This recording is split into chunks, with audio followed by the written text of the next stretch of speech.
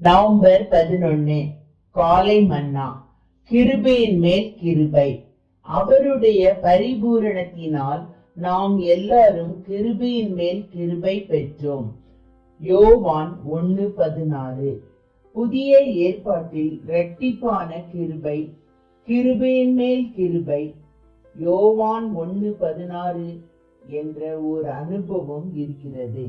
நமக்கு விரோதமாக தவறிழைத்த நபரை மன்னிக்க நமக்கு கிருபை அவசியம். மேலும் அவரை நேசிக்க மற்றொரு கிருபை நமக்கு தேவை. சிலருக்கு ஒரே ஒரு கிருபை மட்டுமே இருக்கிறது.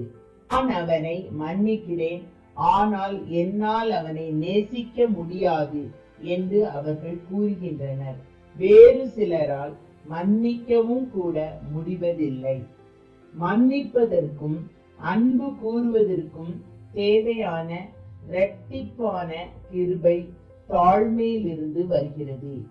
ஏனெனில் தேவன் தாழ்மை உள்ளவர்களுக்கு கிருபை அளிக்கிறார். தேவனுடைய முக்கியமான சுபாவங்களில் ஒன்று தாழ்மை ஆகும். எனவேதான் அவரை குறித்து இஸ்ரவேலின் தேவனும் இரட்சகரும் ஆகிய நீர் மெய்யாகவே உம்மை மறைத்து கொண்டிருக்கிற தேவனாயிருக்கிறீர் என நாம் வாசிக்கிறோம். ஏசாயா 45:15 கூறியிருக்கிறது. தேவன் தாழ்மை உள்ளவராக இருப்பதினால் மிகவும் மோசமான பாவியையும் மன்னித்து நேசிக்க அவரால் கூடும். நாம் பெருமை உள்ளவர்களாய் இருப்பது நிமித்தமே மற்றவர்களை மன்னிக்கவும் நேசிக்கவும் நம்மால் முடிவதில்லை. ஒருமுறை ஒரு போர் சேவகன் ரட்சிக்கப்பட்டான். அவனுடைய ஜீவிதம் முற்றிலுமாக மாறிற்று.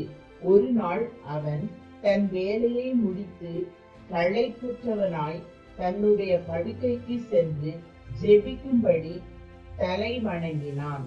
நாஸ்திகனான வேறொரு மனுஷன், வேறொரு போர் சேவகன் இதை கண்ணுற்று அவன் மீது கடுங்கோபம் கொண்டு தன் காலில் அணிந்திருந்த காலணியுடன் அவனை தலையில் எட்டி உதைத்தான்.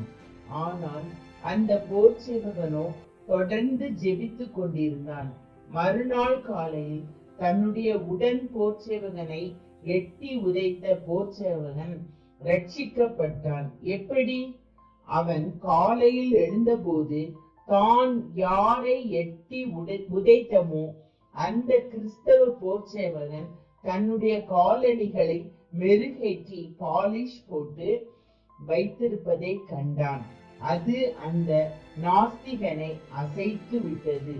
அது அவன் தன்னுடைய தீய வழிகளை விட்டுவிட வேண்டும் என்ற வாஞ்சையை அவனில் உண்டாக்கிற்று. தேவ பிள்ளையே, உனக்கு எவ்வளவு கிருபை இருக்கிறது? உனக்கு கிருபையின் மேல் கிருபை இருக்கிறதா? அல்லது ஆத்திரம், கோபம் மற்றும் கசப்பு ஆகிய உணர்வுகளோடு நீ போராடி கொண்டிருக்கிறாயா? உனக்கு விரோதமாக தவறிழைக்கப்பட்டு நீ புண்படுத்தப்படும் போது மன்னிப்பும் அன்பும் தானாகவே உன்னிலிருந்து பாய்ந்து வர வேண்டும் என்று நீ விரும்புகிறாயா?